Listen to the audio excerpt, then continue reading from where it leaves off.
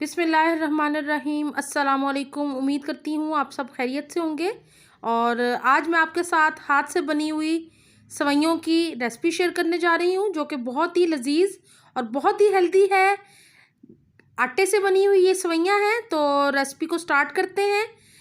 यहाँ पे मैंने ले ली हैं सेवइयाँ। ये तकरीबन 2 कप सेवइयाँ हैं। ये घर की बनी हुई हैं और ये बासानी आपको बाज़ार से भी मिल जाती हैं। और ये 2 कप मैंने लिया है। देसी घी शामिल कर रही हूँ कढ़ाई के अंदर। तकरीबन हाफ कप मैंने देसी घी शामिल किया है और इसके अंदर मैंने ये 2 कप सेवइयाँ शामिल कर दी हैं। अच्छी तरह इनको हमने करना है ब्राउन। बहुत ही प्यारी सी आ रही है खुशबू। और अब मैं इसके अंदर शामिल करूँगी चीनी। तो चीनी आप अपने जायके के मुताबिक शामिल कीजिएगा। मैंने यहाँ पे तकरीबन 1.5 कप चीनी का शामिल किया है और 2 कप पानी शामिल कर दिया है। और इसको एक दफ़ा कर रही हूँ अच्छी तरह मिक्स, ताकि चीनी बहुत अच्छे से हल हो जाए। और अब इसको करेंगे हम कवर और इसको हल्की आंच पे पहले कुक करेंगे हम, ताकि ये अच्छे से पक जाए, कच्ची ना रहे। तो यहाँ पे इसको कर देती हूँ मैं कवर। और यहाँ देखें इसके अंदर बॉयल आना शुरू हो गया है। तकरीबन 2 मिनट के बाद मैंने ढक्कन को हटा के देखा था, अभी सेवइयाँ हमारी पक्की नहीं है।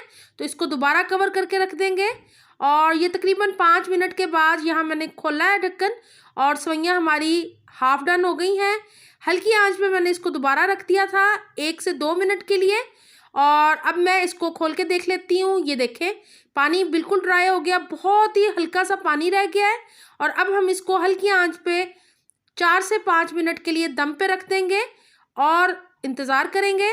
यहाँ पे हमारी सेवइयाँ बन के रेडी हो गई हैं। बहुत ही लजीज और बहुत ही मज़ेदार।